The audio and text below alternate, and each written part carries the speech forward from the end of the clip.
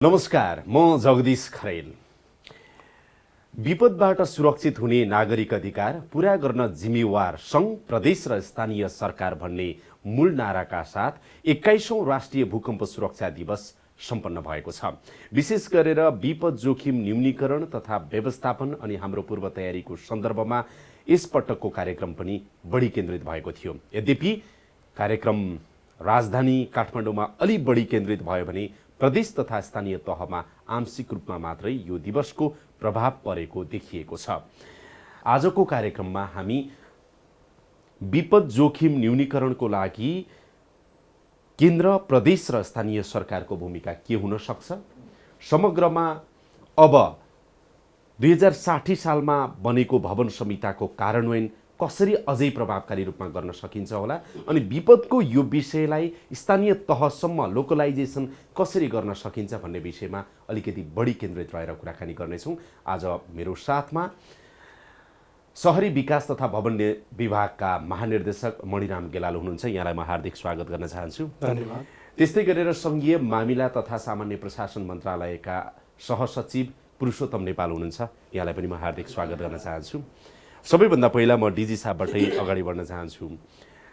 21औं राष्ट्रिय भूकम्प सुरक्षा दिवस कस्तो रह्यो, बढी केन्द्रित केमा हुनुभएको थियो र समग्र यो कार्यक्रमको निष्कर्ष के निस्क्यो भन्नुहोस् त।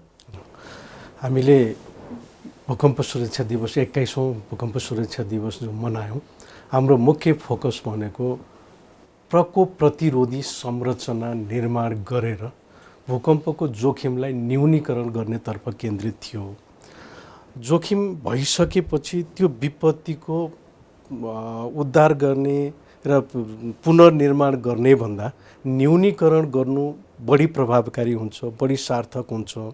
किनभने प्राकृतिक जोखिमलाई त हामी अभोइड गर्न सक्दैनौँ, त्यसलाई रोक्न सक्दैनौँ, न त त्यो कहिले आउँछ भनेर पूर्वानुमान गर्न सक्छौँ। त्यसैले हामी सधैँ तयार भएर बसौँ है। हामी भूकम्प लगायत अन्य विपदको जोखिममा छौँ र दैवी विपत्ति पर्दा, भूकम्प आउँदा हामीले बनाएका संरचनाहरूले नै हामीलाई चाहिँ हाम्रो जनधनको क्षति नहोस् त्यसको लागि हामी पूर्व तयारी गरेर बसौँ। र त्यो क्रममा सबैभन्दा ठुलो पूर्व तयारी भनेको भूकम्पलाई थ्याक्न सक्ने संरचना निर्माण गरौँ भन्ने कुरामा हामी केन्द्रित थियौँ। अहिले जस्तो विपद जोखिम न्यूनीकरण तथा व्यवस्थापन ऐन त बन्यो, ऐन अन्तर्गत प्रदेशहरूले पनि आफ्नो कानुन खासै बनाउन सकेका छैनन्। धेरै स्थानीय तहले अहिले धमाधम चाहिँ विपद जोखिम न्यूनीकरण तथा व्यवस्थापन सम्बन्धी चाहिँ कानुन बनाइ पनि सकेका छन्, अहिले बनाउने क्रममा पनि छन्। मोडल कानुन तपाईँहरूले पठाउनु भएको थियो स्थानीय तहमा, त्यो कसरी कार्यान्वयन भइरहेको छ? कानुन कतिको बनाइरहेछन् अथवा त्यसमा अलिकति अलमल भएको अवस्था छ कि छैन? तपाईँहरूले सोधखोज गरिराख्नु भएको छ? अहिले हामीले यसको चाहिँ केन्द्रबाट सहजीकरण गरिराखेका छौँ र त्यस हिसाबले गर्दा अघिल्लो यो चालु आर्थिक वर्षको लागि उहाँहरूको चाहिँ सभा जुन हुन्थ्यो त्यो सभाको समय समाप्ति भइसकेपछि हामीले नमुना कानुन उपलब्ध गराएको हुनाले अहिले हिउँदमा यो पुस र माघ महिनामा बस्ने सभाबाट त्यसलाई पारित गर्न भनेर हामीले सहजीकरण गऱ्यौँ। हामीसँग भएका प्राय सबै नगरपालिका र गाउँपालिका पनि जुन चाहिँ नगरोन्मुख गाउँपालिकाहरू हुनुहुन्छ उहाँहरूलाई अलि हामीले बढी जोड दिएका छौँ। हालाकि यो सबै 753 बनाउने उहाँहरू सबै तयारीमा हुनुहुन्छ। अहिले यो पुस महिनाको र माघ महिनामा यो चाहिँ हिउँदे अधिवेशन उहाँहरूको सभा बस्ने भएको हुनाले एक्ज्याक्टली आजै यतिवटाको भन्ने त म अहिले भन्न सक्ने अवस्थामा छैन। तर मलाई लाग्छ कम्तीमा 100 जतिको भइसकेको हुनुपर्छ र यो महिनाभित्र सबैको सभा सम्पन्न हुन्छ। त्यसपछि तपाईँ हामी छलफल गऱ्यौँ भने म एक्ज्याक्टली यतिवटाले गरिराख्नु भएको छ, यो किसिमले कार्यान्वयन भएको छ भनेर भन्न सक्ने अवस्थामा हुन्छु। र सङ्घीय नियमावली पनि अहिले मन्त्री परिषदमा पुगेको छ। स्थानीय तहले यो बिल्डिङ कोड इम्प्लिमेन्टेसन गरेको अवस्था कस्तो छ? उहाँहरूको चाहिँ भवन संहिता कार्यान्वयनको अवस्था स्थानीय तहको तपाईँले भन्नु पर्यो भने कतिको प्रभावकारी गरिरहेको? यसको प्रभाव हामीले यसलाई चाहिँ नगरपालिकाको निर्माणको हिसाबले हेर्नुपर्छ। हामीसँग 3 क्याटेगोरीका नगरपालिका, एउटा पुराना नगरपालिका जसमा पहिल्यैदेखि स्थापित संयन्त्र छ र उहाँहरूसँग मापदण्ड पनि तयार गर्नुभएको छ। अर्को दोस्रो चरणमा बनेका नगरपालिका उहाँहरूले क्रमशः यसलाई चाहिँ सशक्त बनाएर कार्यान्वयन लानुभएको छ र पछि गत निर्वाचनभन्दा अगाडि पुनर्संरचना भएर कायम भएका बाँकी नगरपालिकाको हकमा चाहिँ अहिले उहाँहरूले धमाधम त्यो संरचना पास गर्नुभएको छ। तर अलिकति त्यो उहाँहरूका दुईवटा कुरामा थोरै समस्या भएको छ। एउटा यो भवन संरचनाको संहिता साथसाथै मापदण्ड पूर्ण रूपमा बुझ्ने गरी प्राविधिक जनशक्ति हामीले त्यहाँ पुर्याउन नसकेको र उपलब्ध जनशक्तिलाई पर्याप्त मात्रामा क्षमता विकास गर्न नसकेको एउटा समस्याले गर्दा एउटा प्रब्लम आएको छ। र अर्को चाहिँ उहाँहरूले ल्यान्ड युज प्लान, विशेष गरेर यो चाहिँ भूमि व्यवस्थापनको लागि जग्गा विकास योजना पनि सँगसँगै बनाउनुपर्छ। कहाँ संरचना बन्नुहुन्छ, कहाँ हुनु हुँदैन र बाटोसहितको हाम्रो चाहिँ त्यहाँको नगरपालिकाको म्युनिसिपल ट्रान्सपोर्टेसन मास्टर प्लान भन्छौँ हामी, जहाँ चाहिँ बाटो कहाँ बन्छ, कस्तो बन्छ, त्यसको मापदण्ड कति हो, त्यसले छोड्नुपर्ने फार कति हो र घर बनाउँदाखेरि ढल, बिजुली, पानी र अन्य संरचनाहरू कस्तो छ र हाम्रो उहाँहरूसँग उपलब्ध जमिनको आधारमा कस्तो जमिनमा घर बनाउनुहुन्छ, कस्तोमा हुँदैन, संरचनाको टिकाउ कहाँ हुन्छ हुँदैन भन्ने विषय समेत उहाँहरूले व्यवस्थापन गर्नुपर्ने भएको हुनाले त्यसको लागि चाहिने पर्याप्त प्राविधिक क्षमता उहाँहरूसँग नभएको हुनाले हामीले अहिले शहरी विकास मन्त्रालय र यो चाहिँ हाम्रो शहरी विकास तथा भवन निर्माण विभाग र अन्य त्यहाँ उपलब्ध प्राविधिक केन्द्रहरूसँग र अहिले प्रदेशका चाहिँ प्रदेश इकाइ भनेर भन्छौँ हामी, प्रदेशका चाहिँ यो सार्वजनिक निर्माणसँग सम्बन्धित इकाइ समन्वय गरेर क्षमता दिने भनेर भनेका छौँ। र त्यसको साथसाथै अहिले युनिभर्सिटीबाट भोलिन्टियरहरू समेत जुन इन्जिनियरिङ पढेका साथीहरू हुन्छन् उहाँहरूको रोस्टर बनाएर आवश्यकताअनुसार सहयोग पनि स्थानीय तहसम्म पुगिराख्नु भएको छ, पुगिराख्नु सहयोग कसरी लिने भन्ने हिसाबले रोस्टर बनाएर आवश्यकताअनुसार पर्मानेन्टली हामीले काम लगाउन सक्ने अवस्था त्यति छैन, तर रोस्टर बनाएर क्रमशः क्षमता कसरी बढाउने भन्ने हिसाबले हामी गइरहेका छौँ। देही साहब, अब 2060 सालमा भवन संहिता बनेर कार्यान्वयनमा आएकै पनि 15 वर्ष करिब हुन लागेछ है। कतिको सुखद पाउनु भएको छ यो पछिल्लो समयमा, विशेष गरेर रेफरेन्स चाहिँ 72 सालको भुइँचालोलाई ल्याउन। 72 सालको भुइँचालो पछाडि भवन संहिताको कार्यान्वयनको यसरी एक्सेलरेट भएको म ग्राफ देखिरहेको छु है भनेर भन्नु पर्यो भने के भन्नुहुन्छ? हामीले 60 सालमा राष्ट्रिय भवन संहिता तयार गरेर लागू गर्ने निर्णय गऱ्यौँ। पहिला सुरुमा सरकारी र अर्ध सरकारी निकायहरूमा लागू गर्ने भन्यौँ। पछि 62 सालदेखि 58वटा नगरपालिका, 16वटा नगर उन्मुख गाविस, 16वटा जिल्ला सदरमुकाम तर नगरपालिका होइन, 26वटा नगर उन्मुख गाविसमा लागू गऱ्यौँ 62 सालबाट। अनि पछि चाहिँ अहिले हामीले के गरेका छौँ भने अहिले स्थानीय तहको पुनर्संरचना हुँदा गाविस भन्ने भएन, गाविसहरू मर्ज गरेर गाउँपालिका बनाइयो। त्यति बेला हामीले निर्णय के गरेका थियौँ भने सबै नगरपालिकामा जति छन् सबै नगरपालिकामा र 1000 भन्दा बढी घरधुरी भएका गाउँपालिकाहरूमा यसलाई अनिवार्य गर्ने भनेर निर्णय गर्यो, नेपाल सरकारले निर्णय गर्यो। अब अहिले गाउँपालिकाहरूमा अक्सर सबै जसोमा 1000 भन्दा बढी घरधुरी नै छ, त्यस कारणले सबैमा लगभग अब म्यान्डेटरी देशभरि नै छ। अहिले सबै नगरपालिका गाउँपालिका 753वटामै भवन संहिता कार्यान्वयनमा आएको छ भन्न सकिन्छ। त्यसको लागि हामीले एउटा राजपत्रमा सूचना परिवर्तन गर्न चाहिँ बाँकी छ, किनभने मैले अघि भने सबै नगरपालिका र 1000 भन्दा बढी घरधुरी भएका गाविसहरूमा अनिवार्य भन्यौँ। अनि गाविसहरू गाउँपालिकामा परिणत भइसकेपछि त्यो सूचना चाहिँ परिवर्तन बाँकी छ, तर व्यावहारिक रूपमा भनेदेखि चाहिँ सबैमा अब अनिवार्य गरिएको छ। यो कानुनी पाटो भयो। यो कानुन अब व्यवहारको कुरा गरौँ। व्यवहारको कुरा गर्दा 60 सालमा पहिला सुरुमा भवन संहिता लागू गर्दाखेरि मान्छेहरू रिलक्टेन्ट थियो, लागू गर्न डराउनुहुन्थ्यो, किनभने यो खर्चिलो हुन्छ, धेरै खर्च गर्नुपर्छ, इन्जिनियरहरूको कुरा सुनेर कहाँ हुन्छ, त्यस्तो खाले भावना थियो। कतिपय नगरपालिकाहरूले हामी यो राष्ट्रिय भवन संहिता कार्यान्वयन गर्न सक्ने अवस्थामा छैनौँ भनेर पनि निर्णय गरे अवस्था थियो। तर 72 सालको दुःखद घटनापछि कहिलेकाहीँ दुःखद घटनाले पनि अब पोजिटिभ निकाल्दै जाने रहेछ। 72 सालको महाभूकम्पको जो त्रासदी आफ्नै आँखा अगाडि जो देख्यौँ नि हामी सबैले, त्यसपछि चाहिँ यो भवन संहिता भनेको वैकल्पिक होइन, अनिवार्यता रहेछ, विलासिता होइन, आधारभूत आवश्यकता रहेछ भन्ने सबैलाई जानकारी भयो। र अहिले चाहिँ म गाउँघरतिर देख्छु सबैले घर बनाउँदाखेरि होइन यो भूकम्प थेक्ने यत्तिका खर्च गरिसकेपछि बरु अरू केही पैसा खर्च होस् तर भूकम्प प्रतिरोधी हुनुपर्छ है भनेर इन्जिनियरहरू खोज्दै सुझाव लिँदै हिँडेको देखिन्छ।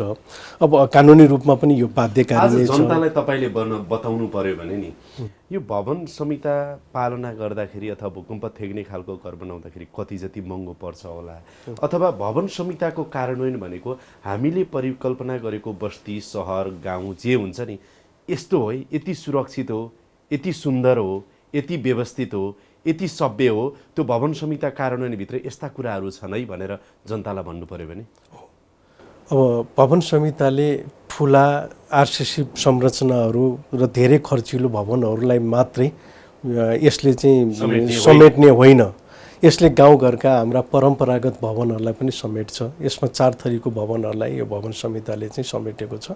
त्यसमध्ये एउटा चाहिँ हाम्रो गाउँघरमा विगतदेखि जो हाम्रो परम्परागत घरहरू छन् तिनीहरूलाई पनि भूकम्प प्रतिरोधी कसरी बनाउने भनेर त्यहाँ पर्याप्त व्यवस्था गरिएको छ। जस्तो घरको पहिला निर्माण स्थल छनौट, घरको आकार प्रकार, अनि यो कर्नरको चाहिँ ढुङ्गा ठुलो राख्ने, झ्याल ढोकामिनमा प्लिन्थमा टाई बिम गर्ने, यस्ता विभिन्न कुराहरू चाहिँ परम्परागत घरहरूमा पनि छ। र रह्यो कुरा कस्टको कति फरक पर्छ भन्ने कुरा, त्यो चाहिँ अब आरसिसी अब हामीले त्यो कस्ट एनालाइसिस गरेर यति बढी पर्ने रहेछ त्यस कारणले यो छोडौँ भन्ने अवस्था त छैन। आरसिसी संरचनाहरू फ्रेम स्ट्रक्चरको भन्छौँ जो हामी त्यो बाध्यकारी नै भयो। र अब अर्को पनि बाध्यकारी छ, त्यसमा ढुङ्गाको र इँटाको गारोमा चाहिँ 5-7% मात्रै बढी खर्च गर्यो भने भवन संहिता पालना गर्दा त्यो भूकम्प प्रतिरोधी संरचना बन्छ भने पिलर सिस्टमको घरहरूमा अलिकति थोरै 12-15%को रेन्जमा अति धेरै महँगो पर्ने होइन बुझ्नु अब जब अनिवार्य गरेपछि त महँगो सस्तोको कुरै गर्ने परिहाल्यो। फेरि हाम्रो घाँस बाँस कपास मध्ये अब बाँसको कुरा आफैमा महत्त्वपूर्ण रहिरह्यो। पुरुषोत्तम सर, यो भवन संहिता एक हिसाबले अब सबैतिर अनिवार्य नै गरियो भनौँ न, तर अनिवार्य गरियो भनेसँगै चाहिँ स्थानीय तहलाई अथवा समुदायलाई जागरण ल्याउनको लागि, सचेत बनाउनको लागि र उहाँहरूलाई चाहिँ नि हरेक घरधनीहरूलाई चाहिँ यस्तो घर अब बनाउनुपर्छ भनेर तयार गर्ने सन्दर्भमा यहाँहरूको भूमिका के हुन सक्छ र स्थानीय सरकारको भूमिका के हुनुपर्छ भन्ने लाग्छ तपाईँलाई? अहिले एउटा अघि 72 सालको भूकम्पको सन्दर्भ जोडियो। हामीसँग 14वटा सघन प्रभावित जिल्ला र अरू 17वटा जिल्ला सहित 31वटा जिल्लामा त यो भवन मापदण्ड लागू नभइकन त्यो चाहिँ घरै बनेका छैन, घरै बन्दैन। त्यो जुन प्रभावित भएको थियो अरूले पनि डेमोन्स्ट्रेसन तुरुन्तै त्यहाँ देखेर यसलाई पालना गर्ने कुरो स्थानीय तह आफै र जनताको तहमा पनि सजगता आएको छ। अब बाँकी अन्य स्थानीय तह नगरपालिकाहरू र नगरमुन्मुख गाउँपालिकाहरूको सम्बन्धमा त अनिवार्य संरचनै छ। अहिले सङ्घीय मामिला तथा सामान्य प्रशासन मन्त्रालयले यो महिनाभित्र कर्मचारीको समायोजन सिद्ध्याउँछ र कुनै पनि स्थानीय तहमा प्राविधिक इन्जिनियर सहितको जनशक्ति नभएको संरचना स्वीकृत गरिएकै छैन र त्यो इन्जिनियरले भवनको निर्माणको लागि निर्माण सहमति नलिकन भवन निर्माण नगर्ने गरी हामीले अनिवार्य रूपमा कानुन बनाएर लागू गर्नुपर्छ भनेका छौँ र त्यसको सहित अनुगमन गर्न हाम्रो मन्त्रालयमा 6 जना सहसचिवको संरचनामा प्रत्येक प्रदेशमा चाहिँ सुदूरपश्चिम 7 नम्बर र चाहिँ कर्णाली प्रदेशको सम्बन्धमा सुदूरपश्चिम र कर्णाली प्रदेशको सम्बन्धमा 1 जना सहसचिवले, बाँकी सबै प्रदेश एक-एकवटा सहसचिवले अनुगमन गर्ने, स्थानीय तहलाई सहजीकरण गर्ने, परेको चाहिँ प्राविधिक र प्रशासनिक समस्याहरूलाई समाधान गर्ने गरी गर्ने हाम्रो टोलीहरू पटक पटक हामी विभिन्न स्थानीय तहमा हामीले पठाइसकेका छौँ। तपाईँले परिकल्पना गर्दा म अलिकति यसमा थप्न छोड्छु थोरै। अब त्यसपछि भवन निर्माणमा अब यसलाई कसरी प्रचार प्रसार गर्ने, सबैलाई कसरी जानकारी गराउने, चेतना कसरी बढाउने भन्ने विषयमा हामीले अहिले एउटा चाहिँ मिडियालाई प्रयोगको नीति बनाउन खोज्दैछौँ। सुरक्षित आवास भनेको जीवनको संरक्षण हो। त्यसैले आवास नै हामीले जोखिम बनायौँ भने हाम्रो अरू कुनै पनि उपलब्धि र सम्पत्तिले काम गर्दैन। त्यसैले आवासलाई सुरक्षित बनाउनु पर्छ। यदि कुनै नागरिक आवास सुरक्षित बनाउन सक्ने अवस्थामा छैन भने राज्यले जनता आवास कार्यक्रम सहित अन्य विभिन्न सहजीकरण गरेर बरु आवास निर्माणमा सहयोग गर्ने, तर जोखिमयुक्त आवासमा उहाँहरूलाई बस्न नदिने र स्थानीय तह, सङ्घीय तह र प्रादेशिक तहले संयुक्त रूपमा यसलाई अभियानको रूपमा लैजानुपर्छ भनेर हामी काम गर्न लागिरहेका छौँ। अब यो बिल्डिङ कोडको इम्प्लिमेन्टेसनको त एउटा पार्ट हो, तर हाम्रा हाम्रो देश र हाम्रो स्थानीय तहहरू त सरसर्ती हेर्दाखेरि भुइँचालोको जोखिम छँदैछ, बाढीको जोखिम धेरै छ, 25-26वटा तराईका जिल्ला हेर्नु भने जोखिम छ, पहिरो पहाडी जिल्ला, हिमाली जिल्ला पहिरोको जोखिम छ, आगलागीको जोखिम अब सुरु हुन थाल्यो, शीतलहरको जोखिम त्यत्तिकै छ, चट्याङको जोखिम जोखिमै जोखिममा हामी छौँ होइन त। हामीले विपदको सामना गर्न सक्ने हाम्रो स्थानीय तह र हाम्रो समुदाय यसरी हुनसक्छ र म यस्तो देखिरहेको छु है। अब भन्नु पऱ्यो भने के भन्नुहुन्छ तपाईँ? एउटा समन्वयकारी मन्त्रालय पनि हो तपाईँको त। यसमा हामीले दुईवटा पर्सपेक्टिभबाट जानु खोजेको, दुई किसिमको भनौँ एउटा प्रयास हामी गर्न खोज्दैछौँ। एउटा चाहिँ स्थानीय तहलाई यो विषयमा जानकारी, उहाँहरू अब सरकार हो, उहाँहरू अब निकाय होइन, सरकार भएको कारणले गर्दा स्थानीय आफ्नो क्षेत्रभित्रका जनताको सुरक्षित रूपमा उहाँहरूले रहन पाउने र त्यहाँ बन्ने विकास निर्माण लगायत सम्पूर्ण संरचनालाई सुरक्षित बनाउनको लागि उहाँहरूलाई पदाधिकारी र कर्मचारी दुईटैको क्षमता विकास गर्दै जाने भन्ने एउटा छ हाम्रो। दोस्रो चाहिँ मुलुकमा 40 लाख भवन चाहिन्छन् अहिले थप। त्यो भवनहरूलाई कसरी सुरक्षित र भूकम्प प्रतिरोधी बनाउने भनेर दोस्रो हामीले भवन मापदण्डको आधारमा बनाउन खोजेका छौँ। त्यसपछि अन्य जोखिमहरू छन् धेरैवटा, जस्तो तपाईँले अघि भन्नु हामीसँग नदीको कारणले परेका जोखिम, आगलागीको कारणले, हुरी बतासको कारणले जोखिम, कतिपय अवस्थामा त हाम्रो चाहिँ स्वास्थ्य सम्बन्धी फोहोर पानी खाएर पनि जोखिम भएका छन्। यी जोखिम न्यूनीकरण गर्नको लागि एउटा राष्ट्रिय स्तरमै राष्ट्रिय प्राकृतिक वित्त आयोगसँग हामीले छलफल गरिरहेका छौँ। स्लोप भन्ने यो चाहिँ तपाईँको इथियोपियामा र स्थानीय तहलाई दिने अनुदानमा एउटा मापदण्ड बनाएको रहेछ। हाम्रो नेपालको पनि यहाँको भौगोलिक अवस्थाको हिसाबले हेर्दा उच्च हिमाली क्षेत्रदेखि तराईसम्म छ, हरेक ठाउँमा जोखिम छ। त्यसै गर्दा भूगोललाई आधारित बनाएर केही यस्तो जान सकिन्छ जहाँ चाहिँ बढी जोखिम भएकोले बढी अनुदान पाउने र त्यो चाहिँ अनिवार्य यही क्षेत्रमा खर्च गर्न सक्ने गरी जान सकिन्छ कि भनेर हामीले एउटा सूत्रमा त्यसलाई कसरी क्यालकुलेसन गर्ने भनेर पनि बनाउन कोसिस गरिरहेका छौँ। र अर्को चाहिँ बस्ती विकास, सङ्घीय मामिला तथा सामान्य प्रशासन मन्त्रालय स्थानीय पूर्वाधारको नीति बनाउँदैछ अहिले। त्यो नीतिभित्र 7वटा सब सेक्टरहरू पर्छन्, तीमध्ये बस्ती विकास भन्ने एउटा सेक्टर पर्छ। त्यो बस्ती विकास भनेको चाहिँ जग्गाको वर्गीकरण गरेर घर बनाउनु मिल्ने ठाउँमा र जोखिम कम हुने ठाउँमा चाहिँ संरचनाहरू निर्माण गर्न, सहजीकरण गर्ने र चाहिँ इन्टरनल माइग्रेसनको हिसाबले सम्बन्धित स्थानीय तहले सहजीकरण गरेर त्यो जग्गा कुन खेतीयोग्य जग्गा, कुन खेती अयोग्य जग्गा, कहाँ संरचना निर्माण गर्ने, कहाँ गर्न नमिल्ने, जोखिमको हिसाबले पनि त्यसलाई चाहिँ पुनर्संरचनाको हिसाबले जाने र आगामी 1 दशकभित्र सम्पूर्ण कुराहरूलाई चाहिँ संस्थागत बनाइसक्ने हिसाबले हामी चाहिँ अहिले नीति नै परिवर्तन गर्नलाई मेरै संयोजकत्वमा एउटा हामीले चाहिँ कार्यदल बनाएका छौँ र यसमा केही चाहिँ जान्ने सम्बन्धित व्यक्तिहरू विशेषज्ञहरू पनि सेवा लिएर चाँडै नै यसलाई टुङ्गाउँदैछौँ।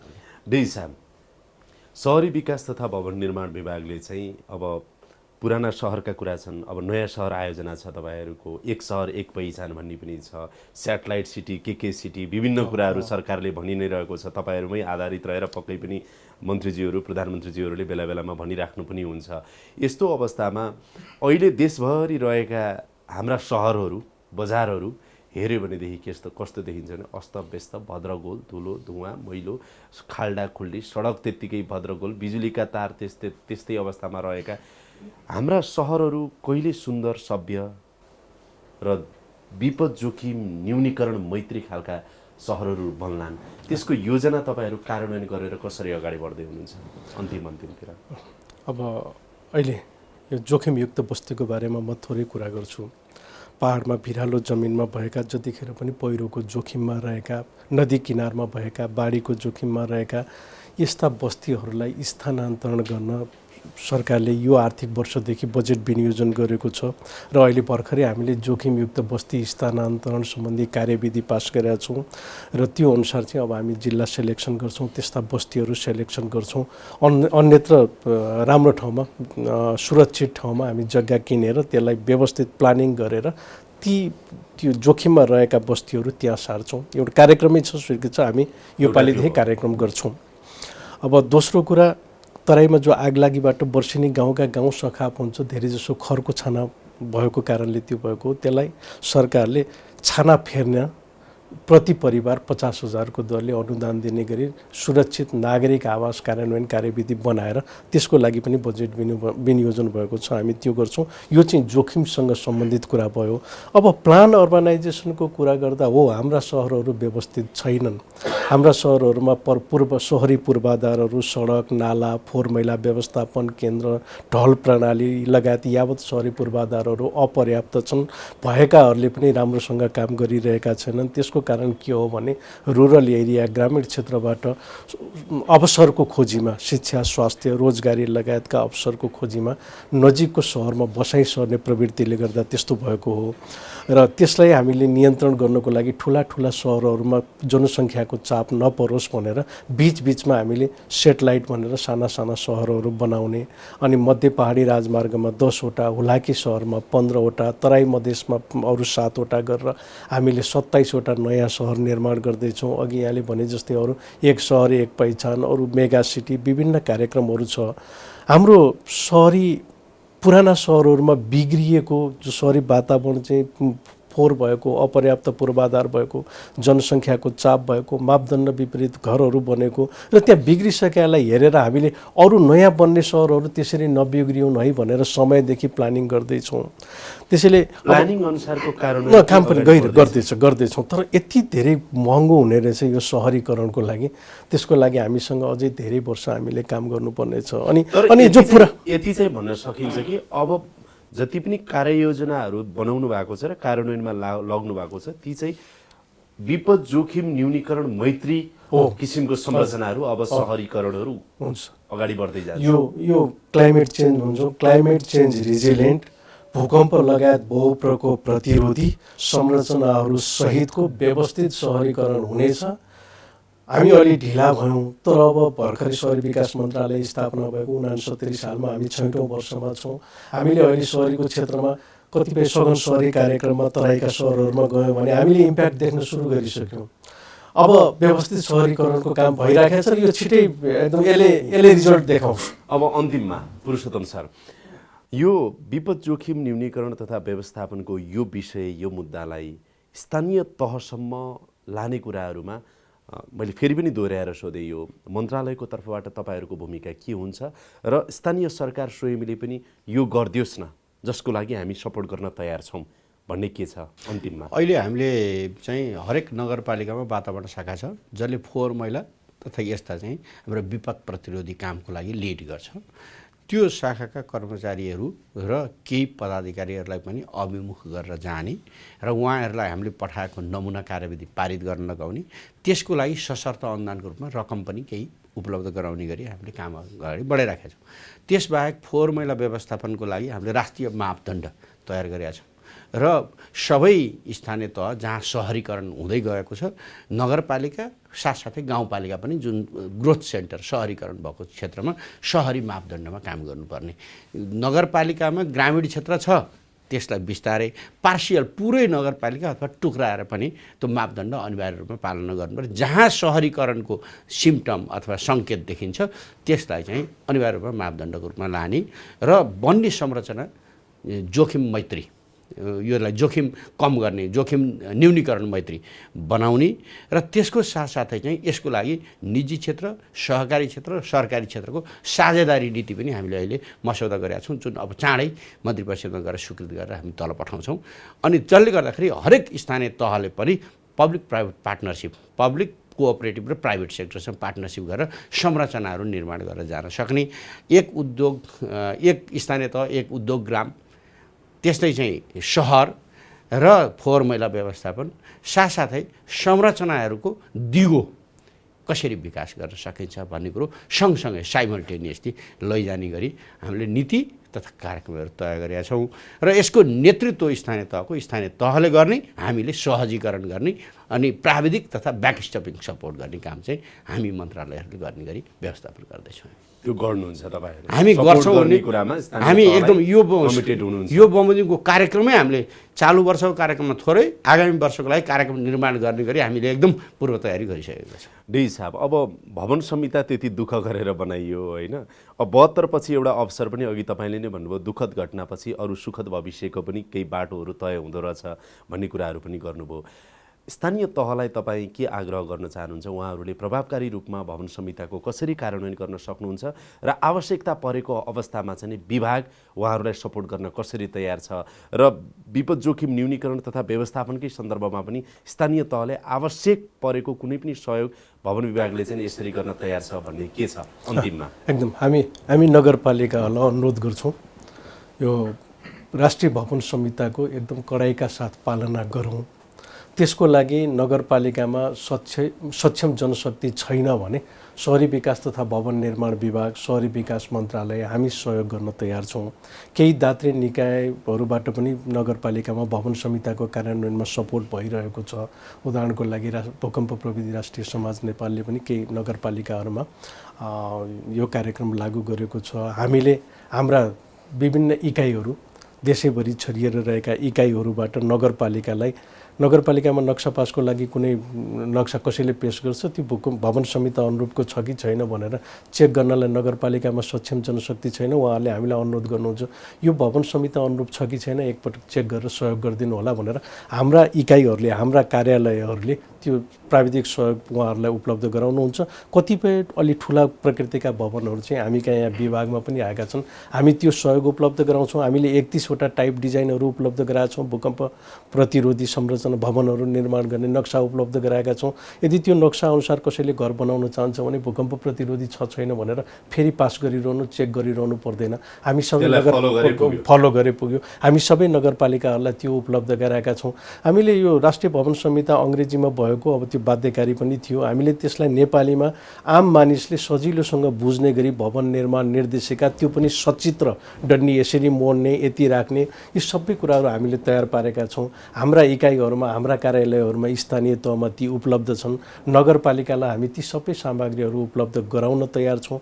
हामी डकर्मी सिकर्मीहरूलाई तालिम दिन हामीसँग पाठ्यक्रम छ, स्ट्यान्डर्ड पाठ्यक्रम, र तालिम दिनुपर्दा हामी त्यो बजेटमा कार्यक्रममा हामी ती समावेश गरेर तालिम दिँदै आएका छौँ। हर तरहले हामी स्थानीय सरकारलाई सहयोग गर्न यहाँबाट तयार छौँ। म अलमलमा परे के गरौँ कसो गरौँ भन्नुपर्ने अवस्था कुनै छैन। पनि अलमलको अवस्थामा अघि चाहिँ नि सङ्घीय मामिला तथा सामान्य प्रशासन मन्त्रालयको सहसचिवज्यूले नि भन्नुभयो कुनै पनि तालिम, क्षमता विकास अथवा अलमल जे कुरा पर्छ सङ्घ तयार छ, भवन विभाग तयार छ सपोर्ट गर्न, तर कम्तीमा चाहिँ नि भवन संहिताको पालना गरौँ, विपद जोखिम न्यूनीकरण तथा व्यवस्थापन अब जिम्मेवारी स्थानीय तहकै हो। हजुर, अहिले भर्खरै अब हामी यहाँ एउटा एप्स बनाउँदैछौँ मोबाइलमा। त्यो एप्स डाउनलोड गरेर कसैले पनि घर बनाउन चाह्यो भने त्यहाँ भवन संहिता पनि पाउँछ, मापदण्ड पनि पाउँछ, अनि त्यो भवन निर्माण निर्देशिका, अनि अथवा केही क्वेसन छ भने हामीले केही क्वेसनहरू फ्रिक्वेन्टली आस्क्ड क्वेसन भनेर त्यहाँ राखिदिन्छौँ। त्यहाँबाट उहाँहरूलाई सेटिस्फाई भयो भने भयो, नभयो भने उहाँहरूले क्वेसन सबमिट गरेर हामीले त्यसलाई चाहिँ एउटा रेगुलर इन्टरभलमा जवाफ दिने त्यस्तो प्रोग्राम पनि बनाएर इन्जिनियर एप्स भित्रै पनि पाइयो हजुर। यहाँहरू दुवैजनालाई धेरै यो चाहिँ प्रोग्राममा हो लागिसकेको छ। धेरै धेरै धन्यवाद छ, किनभने अब सङ्घीय मामिला तथा सामान्य प्रशासन मन्त्रालयले त यहाँहरूले वर्क प्लानहरूदेखि लिएर धेरै कुराहरू, मोडल कानुनहरू पनि पुर्याइसक्नु भएको छ। भवन विभागले पनि अब भवन संहिताको कार्यान्वयन तलसम्म विगतका वर्षहरूदेखि नै यहाँहरू लागिराख्नु भएको छ। अब केही सुखद सुरुवातहरू भएका छन्, यसलाई अलिकति तीव्रता दिन चाहिँ जरुरी छ। यतातिर यहाँहरूको पनि ध्यान जाओस् र स्थानीय तहले यहाँहरूको सहयोगको अपेक्षा पक्कै पनि गरेको छ। यहाँहरूले जुन खालको प्रतिबद्धता गर्नुभएको छ यो कार्यान्वयन होस्। यो समय अनि संवादका लागि यहाँहरू दुवैजनालाई धेरै धेरै धन्यवाद। हवस् त, यसका साथै अहिलेको लागि यो कार्यक्रम यही बिट मार्ने अनुमति चाहन्छु। कार्यक्रम युनिटका सम्पूर्ण सहकर्मीहरूको साथमा मलाई पनि बिदा दिनुहोस्। नमस्कार।